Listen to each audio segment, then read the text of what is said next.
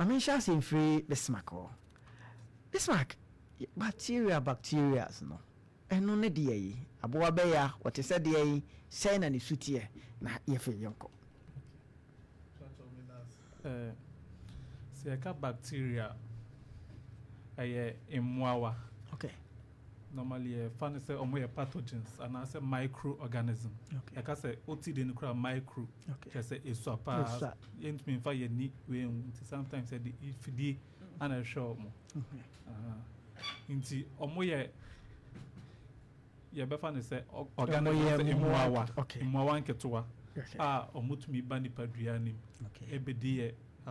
be enye normally I can say infection and so we see afa bacteria infection and so you say imwawa no eba wo system ama yade aba disease abekoso disease ti aboa no gina ne baby ti so oba awedie num no de yare ba ene ye de aboa ne to so te bacteria infection ye da se we are ti ase ma me yanko sha ase mfili menua ba gradis nkwa ho papa yen hwe ene so obi betuna ka mu no oton adura ade a woka na oba na bacteria ga yi na nya se ya aye bebele me my invite some students bia yeta ka pa se bacteria infections as a campuses any yi na wo pa o mo so ba so mitimi ba be share o experience am bacteria infection among women say any city ne kwanye a ma fa so enya any city na yanko me that's it. So you can't bacterial infection in women. Say na me ba kan. Bacteria. One thing I say when say bacteria you good bacteria and you bad bacteria. You want a papa or ho? Yes. Wow. And you good. I find normal flora. Okay. Say Nyankopon boy, God Nyankopon you so good. Say na why bibia in such a way be boy yan ka say ni pede. Ni pa wo boy ye de wo hu say why from so no ho. Ni pa de nyam we nu no why de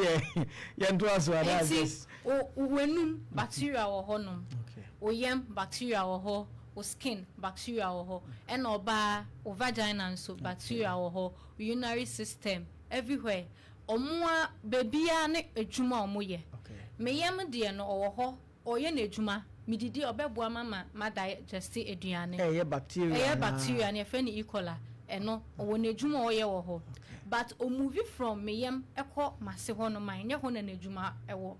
so ba ko ti se China ni atu afiri China aba atu afiri ni system to obedi nsemone akọ enti no sa na etie enti emma one thing bacterial infection among women very very common ufa ma tena about 7 of them has an infection but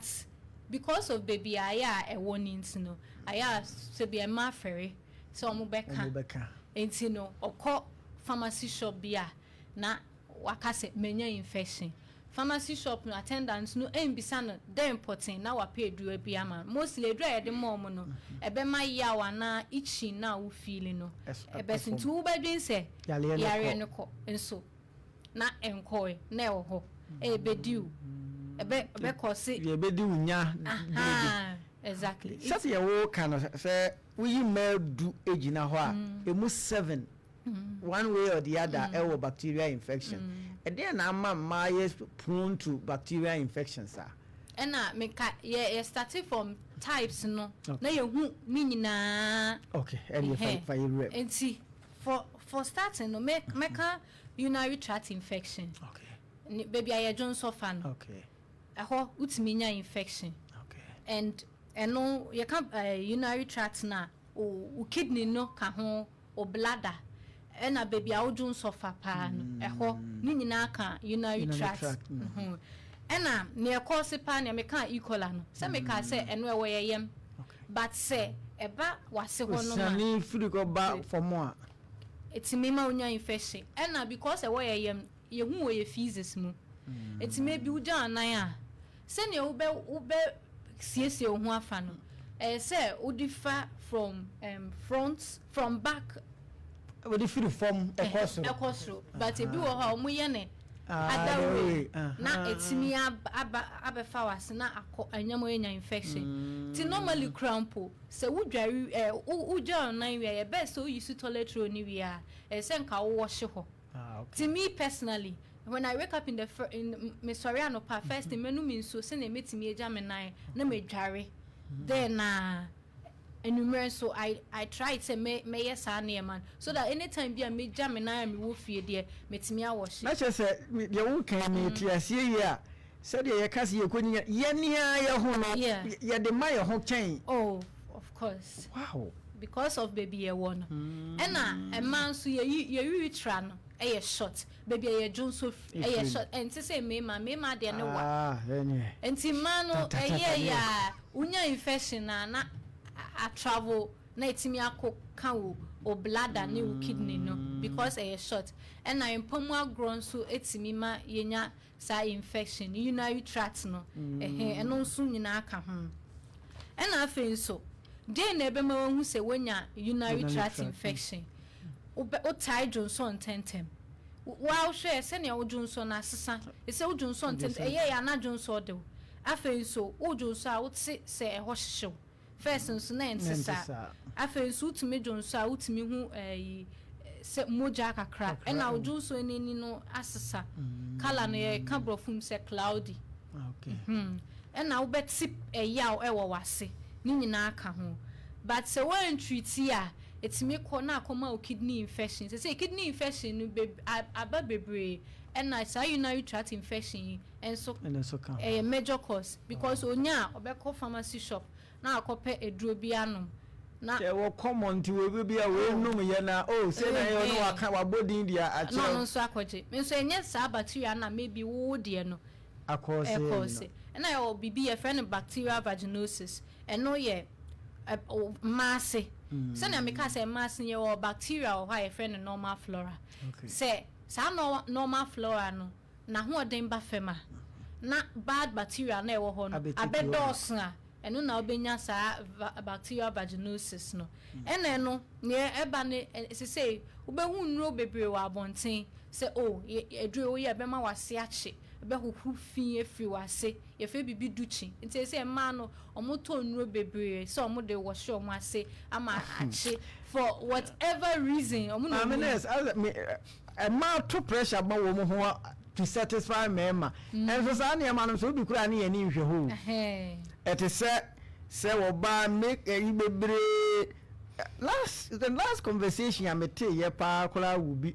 eduro bi a wo bi ye enye easy ya mo nsusu to pressure ma mo ho na sen ho an ye je to asoma ye ne ya eti no eno so ye major cause ti o yisu ya na sa wo normal flora vagina ye ka bibi say self cleansing eno a cleaning no ho but o yisu sa na ma na good bacteria na nyankopon de amaye no na ho de ne beba fam na se bad bacteria ni nyina ba na o ma be take over ka good bacteria no wo ho a ka na adwuma ne se wo ye bad bacteria wo ba no wa pamon o ma ise soldiers but wo yisu ne mama good ones no kasa de fofra ba ma good no wa be pamon ko dada eno ka ho na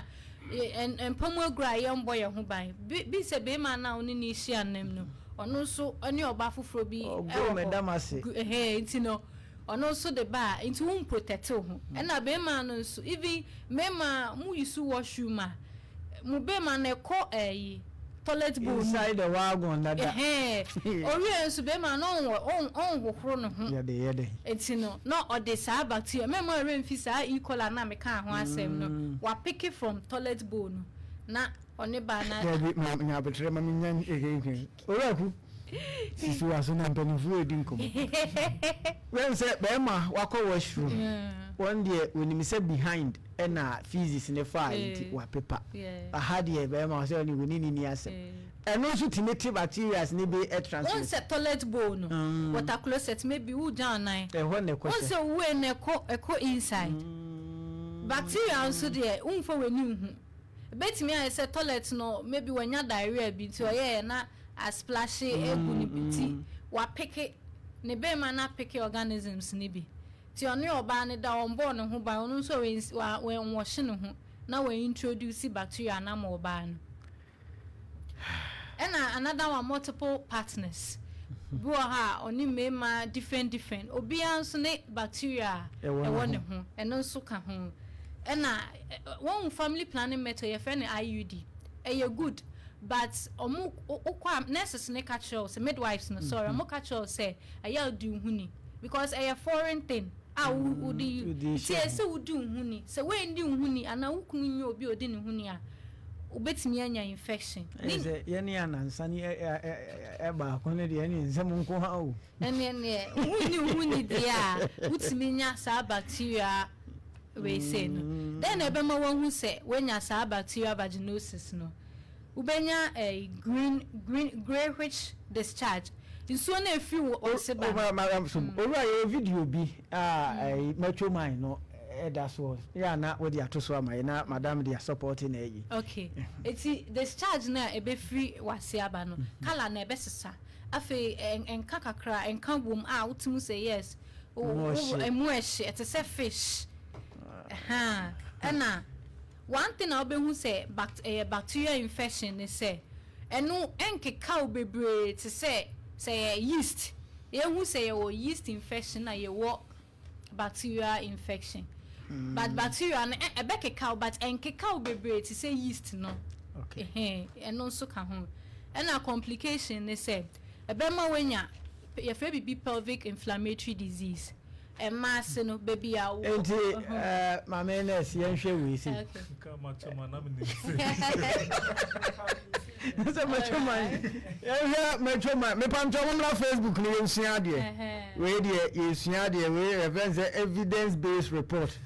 na ye de ma no metro man no na da so no we start na enhwe first one said the color ni green be e fla no na we ne say no okay say ye share video ye boy a o ka che say ni Nyankopon boy ma no ye boy ya se ho no me you can female reproductive system so can I question you man Nyankopon boy ne say ye produce nsuo bi okay eno na sa nsuo no sa me e ka say we bi e friend normal flower na djuma obema wo ho no aye wet ebema send your ho nye dry because wasekra be dry a ho be kekao ti na omudu menopause sanso na eba fam ti one complaints ni say wo ho ana na sick good ti sanso no wo ho white normal clear smell bi an sheda enim ora start o de ma no nko akire ho na smell bi an kasa enim very healthy ti sansuo ne de beba normal oba bia o sansuo no so na mai nu nuru se ma no ni mo mu nim ana because e be so mu nim because am normal if you be your period cry esesa normal Nyankopon ye ne sa na se ne function is say infection ana abo bacteria bi aba enye ne dabra na wapam no okay na wa clear the first one we are said the buy and ni ye kama no right no e kire say how bia na normal afi wo hwe na aye cheese like o ho na color ne sesa ekoye green smell and it say abo bi abaho infection bi abaho ti wuhia treatment okay but say your white clear smelling nim ti say the be ya white say normal okay you can't say what say dry Nyankopon wo reason tia oye ne sa abusa for you sun de enti e be beka ho ana yes enti make a complication of bacterial vaginosis no the complication is obenya pelvic inflammatory disease and then there ma wase honom ovaries fallopian tubes uterus e betimi akọ ama ehun beka yes and then e be si wa kwan the infection kakra wunya ye na wo de say enye no years to come na the problem can say abinti ma bebre omuntime wu bebre infection bi omusa omunya ya omampe many goods so call pepe neurophobia inside ya yere no and e be increase the risk of getting sexually transmitted infection any disease a bit because kwanya ebefa so mo wenya ennamu yare no saa kwanya we so na betimi enya biti se uni obi e da dipa no mombo ho ban ono so unso a unibe unna uda uni mema bebre na da it will better when because our risk na de bia wunya infection adan a uni mema bebre na da e se wa hu se one day u better when na wakonya HIV any other sexually transmitted and I assign wo infection bacterial infection a we die ennamu ya labenya through ennamu okay niame kan no other way round ude niema fefa wase wa na we su niema fefa wase wa ansiesie wase ba we be ma bi bet uni obi beda na wenya efe bi gono na chlamydia ema mostly adwen say me ma na nya gonorrhea ye can go no ne mema good but a man sunya but ne man ye dangerous ne say obanya onhu signs ntem really yes but for say ye can asymptomatic on show signs so na wo ho etina obema betimi akasa obare na edi gonorrhea ne maame so oba no enin so o ye de hunya kona ade a chin ya tun se ade no o se me ma munya ne munya signs but oba ebe wo ho beti ne no na cause problem baby because e show signs ntem and a signs no kra e show a obedin se o infection kakra bi na menya as usual na akwa na me oso ne me na waka na wato aduro no se akwa bi nso na e gonu ana chlamydia na e wo honum na e how ti wan kwa hospital ama ya anye test enhu a hunhu iti enu so e wo honum na ebe ma wanhu bi wo ha signs ni bi ne se uni ukunu hia ubeti yaw pa ena ublidi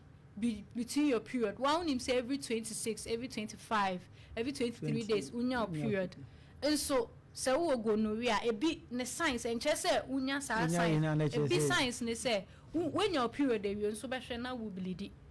and also timi ye signs but enya compulsory so hu signs we nyina e kire se ye go but signs ni bi and na wo jo so a ya pa